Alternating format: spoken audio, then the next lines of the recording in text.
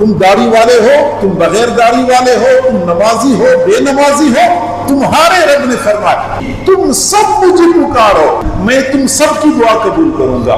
تو 360 بتوں کو پوجنے والے جب اللہ کو پکارتے تھے، اللہ ان کی دعاؤں کو رد نہیں کرتا تھا۔ ادعوا اللہ وانتم موقنون بالاجابہ، تم اللہ کو پکارو اس حال میں کہ تمہیں قبولیت کا یقین ہو۔ جتنا یقین کامل ہوگا اتنی ہی دعا جلدی قبول ہوگی۔ اگر ہم نے ان 3 طریقوں کو سیکھ لیا ہماری دعائیں قبول ہوں گی۔ بھائیو، ہماری دعاؤں کی قبولیت میں 3 چیزیں رکاوٹ ہیں۔ پہلی چیز ہماری جلد بازی، یہ دعاؤں کی قبولیت میں رکاوٹ ہے۔ صحیح بخاری شریف کی روایت ہے، حضور صلی اللہ علیہ وسلم نے فرمایا ان اللہ یستجیب لعبدہ ما لم یعجل، اللہ تعالیٰ اپنے بندے کی دعا قبول کرتا ہے جب تک کہ بندہ جلد بازی نہ کرے۔ کسی نے پوچھا کہ اللہ کے نبی جلد بازی کیسے ہوتی ہے؟ تو جواب دیا کہ یقول دعوت فلم یستجب لی، میں نے دعا مانگی میری دعا قبول ہی نہیں ہوئی، میں نے دعا مانگی میری دعا قبول ہی نہیں ہوئی۔ گویا کہ 2-4 دن دعا مانگنے کے بعد تھک جاتا ہے، دعا مانگنا ہی چھوڑ دیتا ہے کہ میری تو قبول کرتا ہی نہیں ہے، میری تو سنتا ہی نہیں ہے۔ یہ جو جلد بازی ہے یہ ہماری دعاؤں کی قبولیت میں رکاوٹ ہے۔ ہمیں چاہیے کہ ہم اللہ سے مانگیں اور مانگیں اور مانگتے رہیں، کبھی مایوس نہ ہو، کبھی تھکے نہ، کیونکہ جو بندہ یہ دروازہ کھٹکھٹاتا ہے، بار بار کھٹکھٹاتا ہے، تو ایک نہ ایک دن کھل جاتا ہے، اور جب یہ کھل جاتا ہے تو بندے کی آنے والی نسلوں کا بھی کام بن جاتا ہے۔ تھکنا نہیں چاہیے۔ اور میرے بھائیو، اللہ کی اس در کو تو وہ بندہ چھوڑے جس کو متبادل دوسرا در نظر آتا ہو، تو وہ اس کو چھوڑے کسی اور در پہ چلا جائے۔ بھکاری ایک دروازہ کھٹکھٹاتا ہے نہیں کھلتا، وہ اگلے دروازے پہ چلا جاتا ہے، وہ نہ کھلے تو وہ وقت ضائع نہیں کرتا، وہ اگلے دروازے پہ چلا جاتا ہے۔ ہمارے سامنے تو اس در کے سوا کوئی دوسرا در ہی نہیں ہے، اس در کو چھوڑ کے ہم کہاں جائیں گے؟ لہٰذا اسی در کے ساتھ چمٹے رہیں۔ ایک ہفتہ مانگا، ایک مہینہ مانگا، ایک سال مانگے، اور مانگتے ہی رہیں، کبھی اس در کو چھوڑے نا، کیونکہ ہمارے سامنے اس در کے سوا کوئی دوسرا در نہیں۔ تنگ دستی کے جو عالم میں میں گھبراتا ہوں، تنگ دستی کے جو عالم میں میں گھبراتا ہوں، پر در غیر پہ جاتے ہوئے شرماتا ہوں۔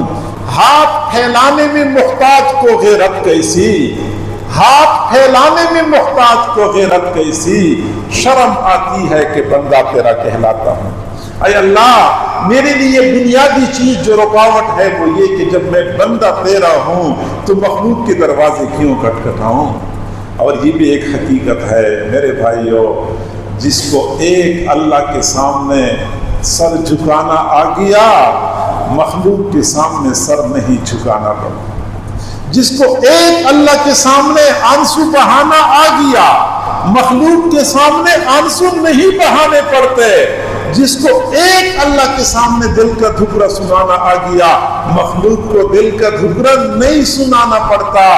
وہ ایک سجدہ جسے تو گراں سمجھتا ہے، وہ ایک سجدہ جسے تو گراں سمجھتا ہے، 1000 سجدوں سے دیتا ہے آدمی کو نجات۔ اور بندے کو پھر در در کی ٹھوکریں نہیں کھانی پڑتی۔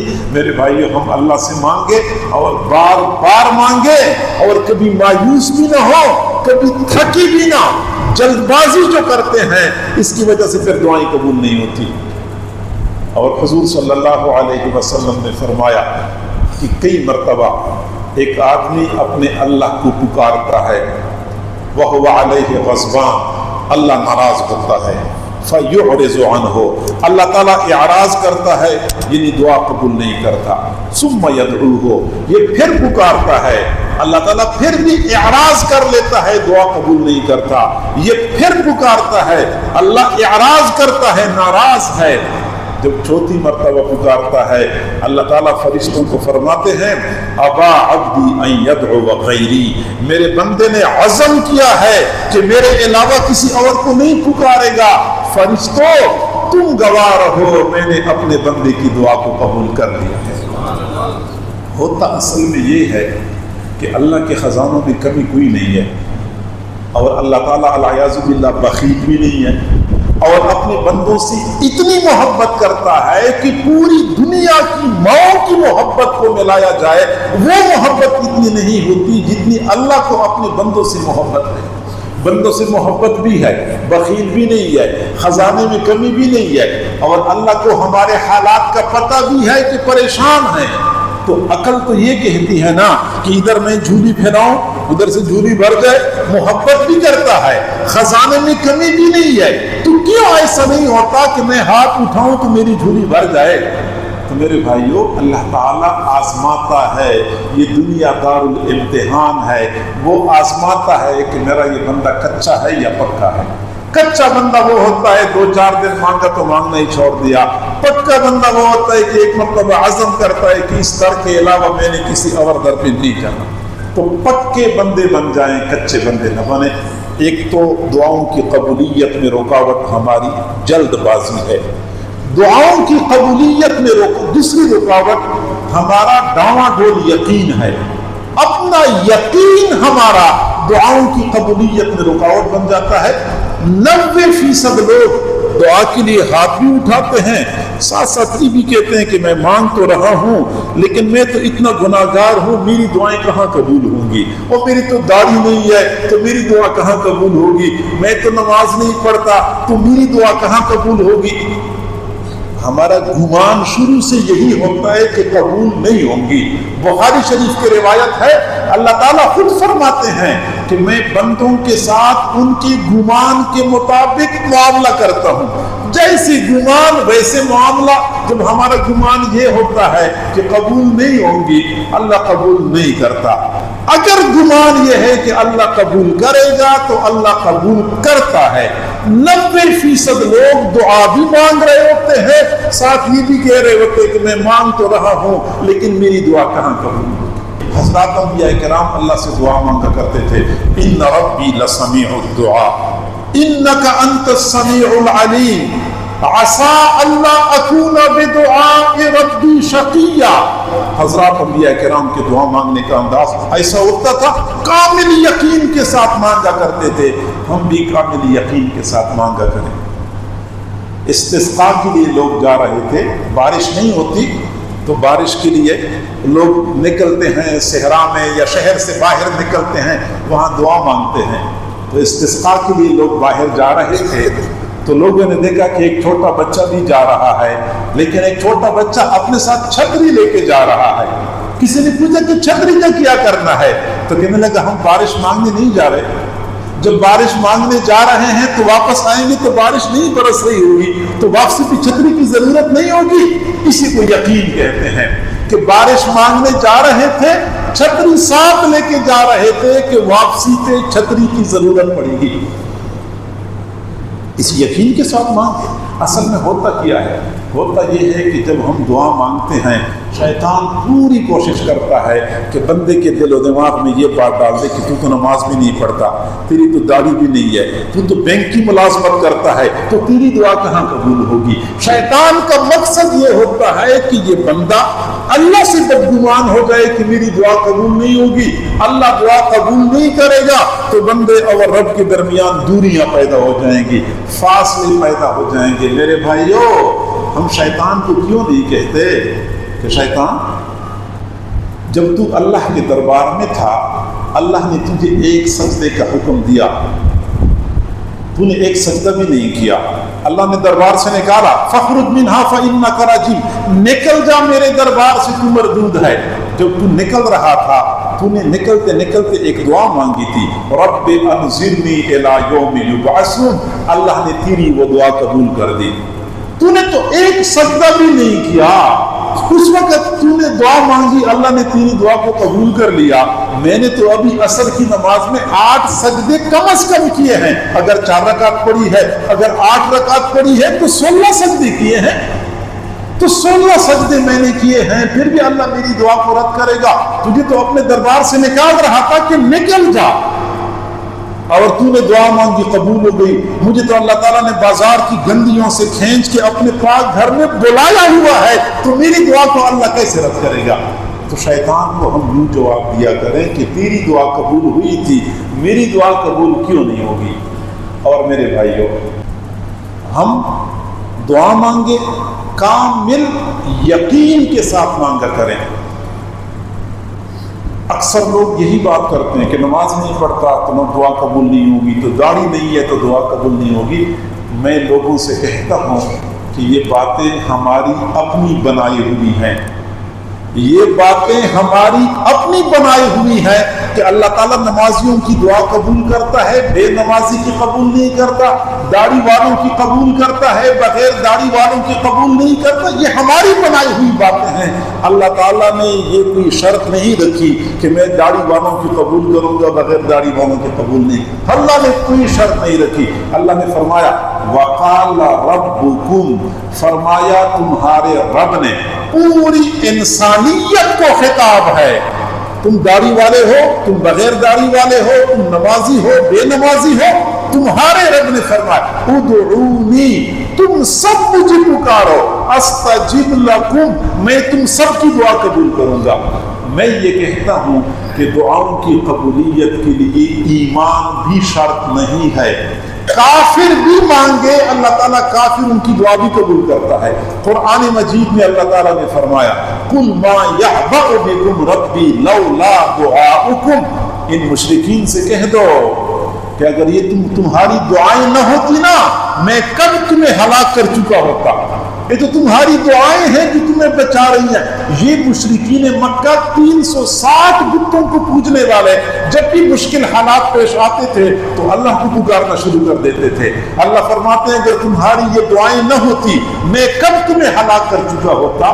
تو 360 بتوں کو پوجنے والے جب اللہ کو پکارتے تھے، اللہ ان کی دعاؤں کو رد نہیں کرتا تھا۔ تفسیر ابن کثیر میں لکھا ہوا ہے کہ فرعون جو کہتا تھا انا ربکم الاعلی، میں تمہارا بڑا رب ہوں، اس کے زمانے میں دریائے نیل کا پانی خشک ہو گیا، پانی نہیں آ رہا تھا، لوگوں کی فصلیں خراب ہو گئیں، باغات سوکھ گئے، پھل ختم ہو گئے، لوگ پریشان تھے۔ رعایا نے سوچا کہ ہمارا خدا ہم سے ناراض ہو چکا ہے، ہم اپنے خدا کو راضی کرتے ہیں۔ شہر کے سرکردہ لوگ اکٹھے ہو گئے اور فرعون کے پاس آئے، فرعون کے سامنے سجدہ کیا اور کہا کہ آپ ہم سے ناراض ہو گئے ہیں، لہٰذا ہم معافی چاہتے ہیں، آپ راضی ہو جائیں اور ہمارے لیے دریائے نیل کو چلا دیں، آپ ہمارے خدا ہیں۔ فرعون نے کہا جاؤ جاؤ، دریائے نیل چل جائے گا۔ لوگ تو چلے گئے، مطمئن ہو گئے کہ خدا نے کہہ دیا کہ چل جائے گا، اب چل جائے گا۔ لوگ آرام سے رات کو سو گئے، جبکہ فرعون کو نیند نہیں آ رہی تھی، کروٹیں بدل رہا تھا اور نیند آنکھوں سے کوسوں دور تھی، نیند نہیں آ رہی تھی۔ سوچ رہا تھا کہ میں نے لوگوں سے جلدی میں وعدہ تو کر لیا، لیکن میں کہاں دریائے نیل کو چلا سکتا ہوں۔ آدھی رات کا وقت ہو گیا، جب بالکل بے قرار ہو گیا تو اپنے بستر سے اٹھا، سر پہ تاج نہیں تھا، پاؤں میں جوتے نہیں تھے، ننگے سر ننگے پیر چل پڑا، دریائے نیل کے کنارے پہنچ گیا اور اس اللہ کے سامنے سجدہ کیا جس اللہ کے سامنے ساری کائنات سجدہ کرتی۔ پھر کہنے لگا اے اللہ، میں دنیا والوں کو تو دھوکہ دے سکتا ہوں، تجھے تو دھوکہ نہیں دے سکتا، تو نے ابھی تک میری لاج رکھی ہوئی ہے، آج بھی میں تیرے سامنے عاجزی کرتا ہوں کہ دریائے نیل کو چلا دیجیے، میری لاج رکھ لیجیے۔ تفسیر میں لکھا ہوا ہے کہ ابھی اس نے سجدے سے سر نہیں اٹھایا تھا، اس نے کسی چیز کی سرسراہٹ کی آواز سنی، جب سر اٹھایا تو دیکھا کہ دریائے نیل میں پانی ٹھاٹھیں مارتا ہوا چل رہا۔ وہ جو کہتا تھا انا ربکم الاعلی، اللہ نے اس کی دعا کو رد نہیں کیا۔ ہم تو سجدوں میں روزانہ سینکڑوں مرتبہ کہتے ہیں سبحان ربی الاعلی، اللہ تعالیٰ ہماری دعاؤں کو کیوں رد کرے گا؟ میرے بھائیو، اپنا یقین بنائیں، کامل یقین کے ساتھ مانگے۔ یقین بنانے کا کیا طریقہ ہے میں آپ کو بتاتا ہوں۔ میں اگر آپ کے ساتھ وعدہ کروں کہ یار مجھے 1000 روپے کی ضرورت ہے ایمرجنسی میں آپ کو ہفتے بعد واپس کروں گا، آپ کہیں گے اتنی بڑی داڑھی ہے، یہ تو کم از کم وعدہ پورا کرے گا، وعدے کی خلاف ورزی نہیں کرے گا۔ حاجی صاحب نے کسی کو کہہ دے یار 5000 روپے چاہیے تو 1 ہفتے بعد دے دوں گا، آپ کہیں گے حاجی صاحب وعدہ پورا کر لے گا، وعدے کی خلاف ورزی نہیں کرے گا، مفتی صاحب وعدہ پورا کر لیں گے، وعدے کی خلاف ورزی نہیں کریں گے۔ تو اگر آپ کو مفتی صاحب کے وعدے پہ یقین ہے، حاجی صاحب کے وعدے پہ یقین ہے، تبلیغی صاحب کے وعدے پہ یقین ہے، تو جو اللہ نے قرآن میں وعدہ فرمایا ہے اس کے وعدے پہ یقین کیوں نہیں ہے؟ اللہ نے جو فرمایا ہے وَقَالَ رَبُّكُمُ ادْعُونِي أَسْتَجِبْ لَكُمْ، میں تمہاری دعائیں قبول کروں گا، ہمیں اللہ کے وعدے پہ یقین کیوں نہیں ہے؟ اللہ نے وعدہ فرمایا ہے، اللہ تعالیٰ اپنے وعدے کو پورا کرتا ہے، اللہ تعالیٰ اپنے وعدے میں کمی نہیں کرتا، لہٰذا اللہ سے مانگے، کامل یقین کے ساتھ مانگے۔ یہ دعاؤں کی قبولیت میں دوسری بڑی رکاوٹ ہے۔ تیسری اور آخری رکاوٹ یہ ہے کہ ہمیں دعا مانگنے کا طریقہ نہیں آتا۔ ہمارے ہاں دعا مانگنے کا انداز ایسا ہوتا ہے جیسے کوئی بڑا کسی چھوٹے کو آرڈر جاری کر رہا ہوتا ہے۔ مانگنے کا انداز ایسا ہوتا ہے، اللہ میرے بیٹے کو نوکری دے دے، میری دوسری بیٹی کا اچھا رشتہ انتظام کر دے، میری ایک اور بیٹی کو نرینہ اولاد دے دے، مجھے ذاتی مکان دے دے، جیسے کہ کوئی بڑا کسی چھوٹے کی ذمہ کام لگا رہا ہوتا ہے کہ یہ کام ہو جائے، یہ کام۔ اس طرح اللہ کسی کی دعا قبول نہیں کرتا۔ اللہ تعالیٰ ہمارا ماتحت نہیں ہے۔